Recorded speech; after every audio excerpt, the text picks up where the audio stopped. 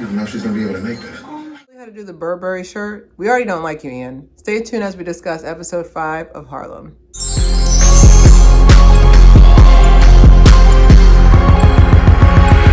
All right, welcome to Friday Flick. This was actually scheduled for, happy Valentine's Day. It was actually scheduled for Monday, but I had to do Comic-Con vlog, so I moved it. And I want to take my time really reviewing it. So we're going to be talking about episode 5. I'm going to break it up into 4 parts, talk about each of them for 5 minutes.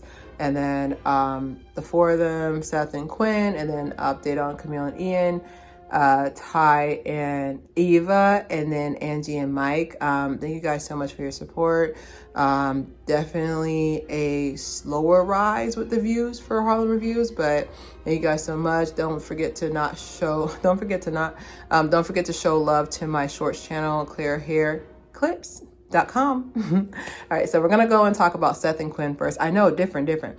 So this one is when Seth is basically on the eve of Quinn finding out that he was telling some girl named Sabrina that he loved her lots or whatever, blah blah. And so Quinn opens, the episode, and she's like, "What is this?" Blah blah. He said, "I'm ethically monogamous." Baby, I don't care if you're a hippopotamus. At the end of the day, you do not want her to have another Seth. I don't care. I noticed that in the episode, there was nowhere, oh, well, you can do whatever you want to. I didn't hear that part. That is the problem why so many men are actually, so many men will sit there and think of a polyamorous relationship and think of, oh, there's going to be plenty of women there. I was like, if you're in a true polyamorous relationship, there's going to be a lot of guys in there. And I know men, and like I said, I'm not a men's, but I can tell you with men are very territorial. I don't care how much confidence a man has. The moment he sees you kiss another dude, forget that. The moment he sees you go on a lunch date, he going to have a crash out. He is. Like, women, we get such a bad rep for wanting monogamy, but men have been wanting monogamy for the longest time. That doesn't mean they wanted to participate in it. They just want their girl to be monogamous. To them, okay? But most men I know don't even want to know that you're dating other guys. I have on here that basically he wants her to be his primary partner, which is French for, I want you to be the dumbest one I know. Because to me, a lot of people always think, oh my God, side chicks are dumb and this third baby on. I was like, no, the first one is his first dummy. The first dummy is the primary. All I know, what others still don't need to be explained. All I know that he comes back to me at the end of the day. I mean, where else would he go? Most of the girls he's talking to don't want them there longer after they're done using him. Okay, for whatever. So like I said, I can stand back on that and definitely laugh. Basically too, I wanted to say as well that she's the host of the baby shower.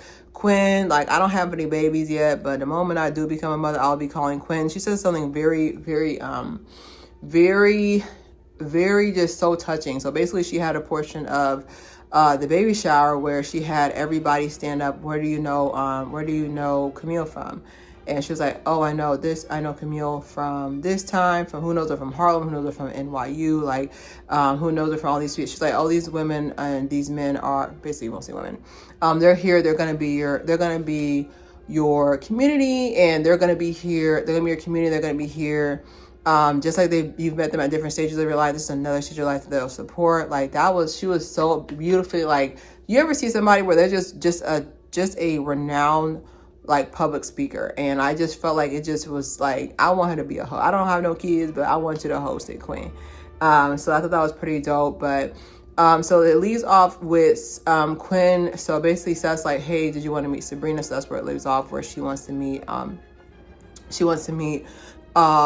Sabrina to try to see if she'll want to do it. But me personally, I have on here that the fact that he lied about it, to me, y'all gotta understand, I have a separate episode for that, but there is a level of an aphrodisiac to infidelity, because if you knew you were going to be polyamorous or you wanted to be in a relationship where she's your primary person, you enter with that and you know it.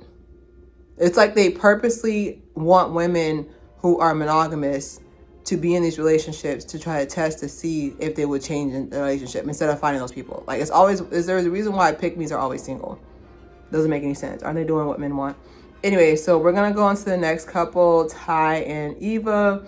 So basically, this is, they're getting closer. They said the I love yous already. So now it's time to meet the Rents, not hers, because hers are in Georgia and they're bigots. But it's time to meet Eva's moms, particularly. So here, Eva and her mom are very close, played by the lovely. I don't want to say her. I don't know what her name is, but she's Robin from Girlfriends. Like basically every movie, like she always plays rich. I don't know what she always plays rich, but basically she's a clinical psychologist, and she's basically a clinical psychologist. And of course, like, Ty starts freaking out because she's like, oh, okay. And like Eva makes it very important to say that, like, she emphasizes too. Eva also emphasizes, and she's like, hey, I just want to let you know that this is very important to me. Are you sure you want to meet her? Like, she's basically asking her, but not asking her at the same time. Like, basically, you ever have where somebody asks you, they're kind of like tying your hands a little bit. So basically she's asking her, she's like, hey, are you sure you want to meet her? If you like, this is very important. If you want to wait until we're like further along, she's like, no, I got this, blah, blah.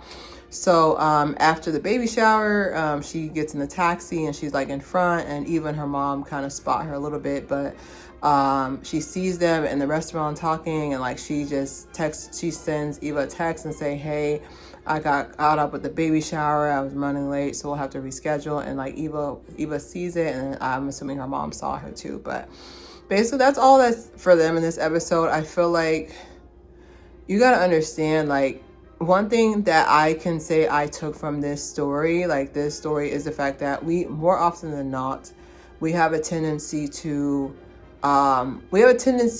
self-sabotage. Like, how many times you about to kill an interview, and you're just like, well, what if they don't pick me? What if I don't get this job? Like, oh my God, nobody wants to hire me. Like, you're not coming from, like, you start getting to that point where it's you. Like, half of the stuff, half of the things that I have now, I literally sat there and said, I deserve these things. Okay, so in that same level, Ty feels like she doesn't deserve happiness, truly deserve someone that she can care about. Like, I truly feel like, I don't know if Eva will come back from that. Cause like I said, like, Eva kind of reminds me a little bit of myself, where I'm just like, I'd rather you have said nothing. Okay, I'd rather you have said nothing than you go and lie and be like, oh, I know how to do this. Da, da, da. I'd rather you have said nothing, because now I'm relying on you to be correct. So if she would have said, hey, actually, I'm very nervous about meeting your mom. Can we reschedule this for a different time? Or I feel like I'm going to mess up and I really care about you. I don't want to mess this up. Can your mom, like, the next time your mom's in town, can we reschedule? That to me would have been so much more mature, so much more like just announcing your faults, like, even with me, like, there's certain triggers that I have, and I purposely, before, if I sense that the situation is coming to where the trigger is going to basically be released or whatever, I'll set out a note. It's like, hey, I asked you not to do that. Very simple. Like, I'm afraid of heights, and if someone's like, hey, we're gonna go on, I was like, hey, I just want to let you know I am afraid of heights. Like, deathly afraid of heights. I will black out. Blah blah.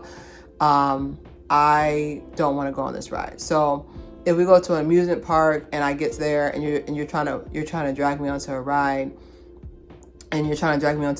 like, I have full authority to finish you. You feel me? I have full authority, because it's like, I told you off rip, I don't like that.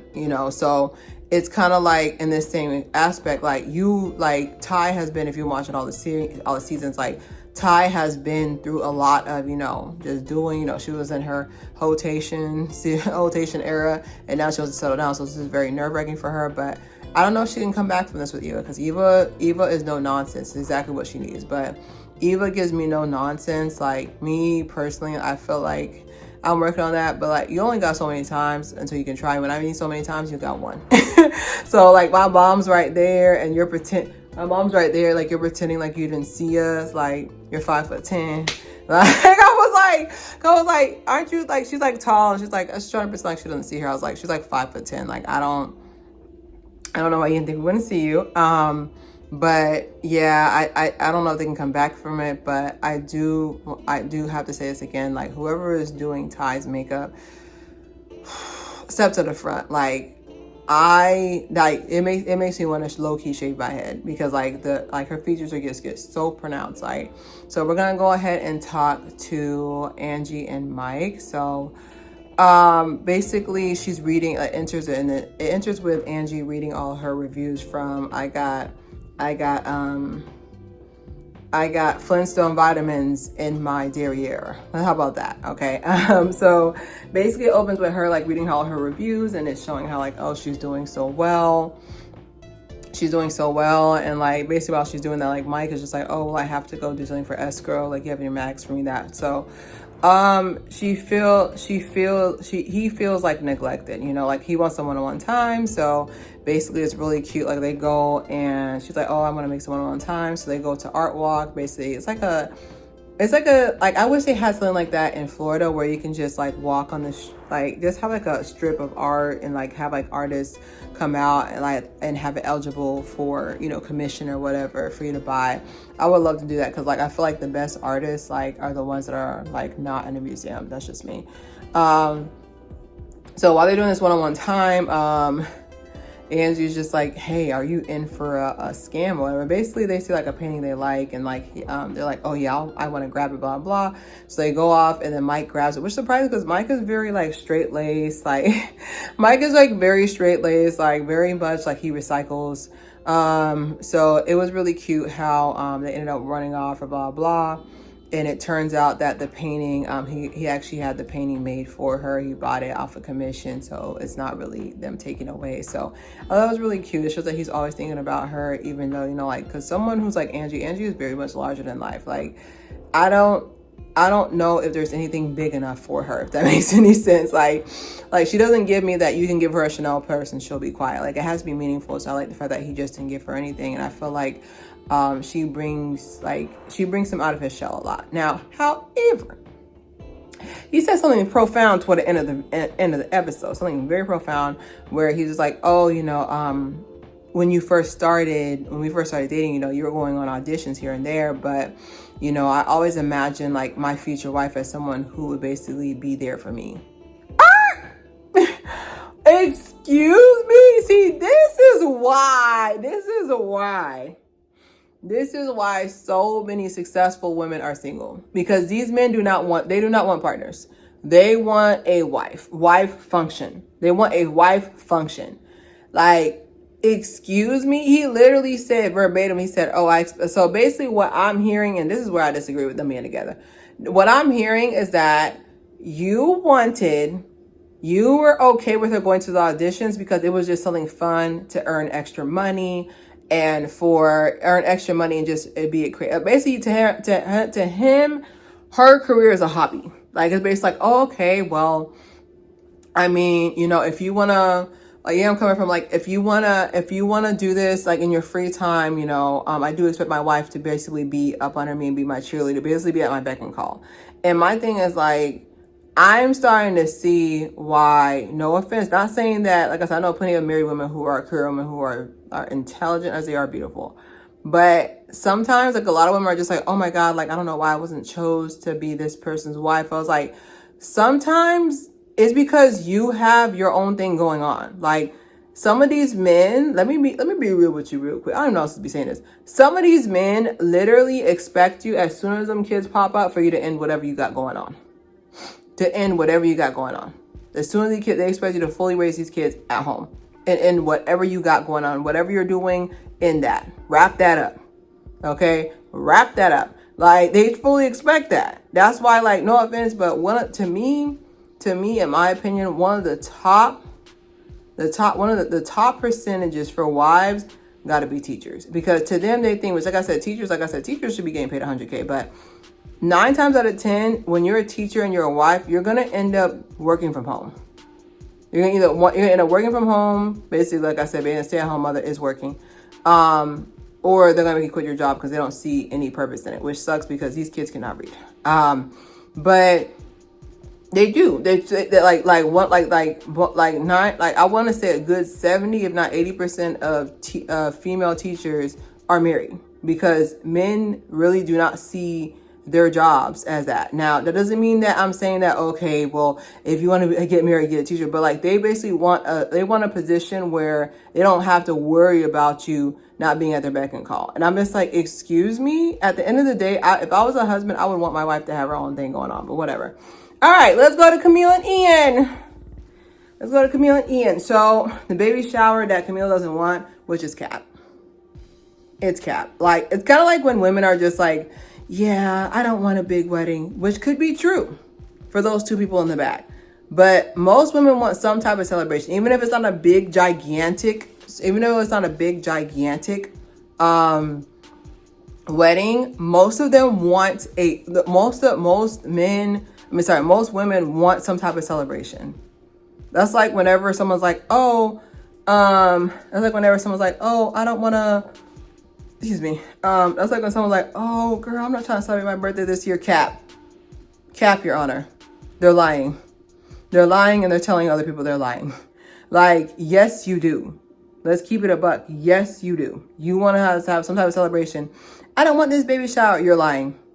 Because to me, just know when I do have a kid, we are going to have a gender reveal. We're going to have a baby shower. I was like, don't tempt me into having a nursery decoration set up. Basically, get y'all to decorate this nursery for the free.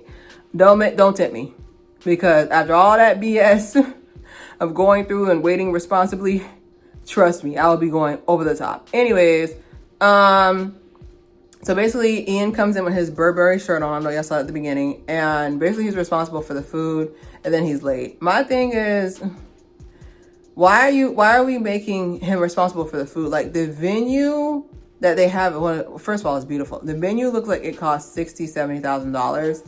This is New York. And then you have the father of the child being responsible for the food. Where's the money going to? Like, if I have a $60,000 budget for a baby shower, which I would never do. If I had a $60,000 budget for a baby shower, I'm not cutting any costs on things that matter.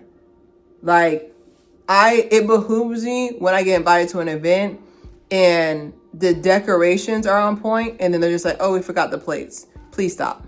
You're losing it. You've lost the plot. Shows him the Burberry shirt. Okay. And then like he forgets that he's in charge of the cake because, he's doing something else besides being the father of the child.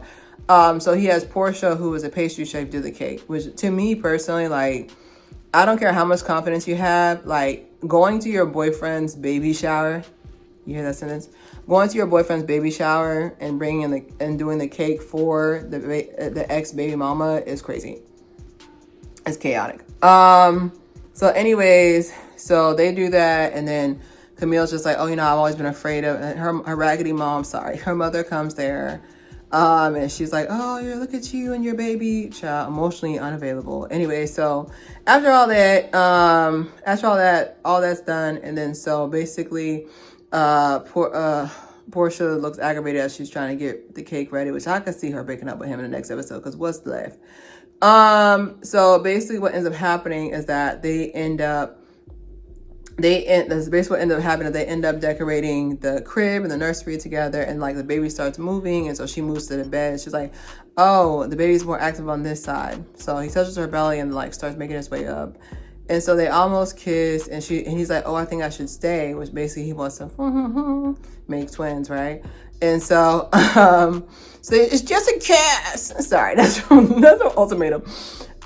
Basically, they end up they end up almost kissing, but then Camille ends up stopping the kiss, and then it's like 2 or 3 o'clock in the morning because they were becoming friends again or blah blah blah. And so like he walks in the door and basically puts his phone on the side, and like he goes to sleep, but shows that Portia's eyes is open. Me personally, like, I feel like, I'm not trying to be mean, but any man who has a child under 5, leave him alone, fam. Leave him alone, sis. Leave him alone. Go do something else. I'll say this and I'll say this again.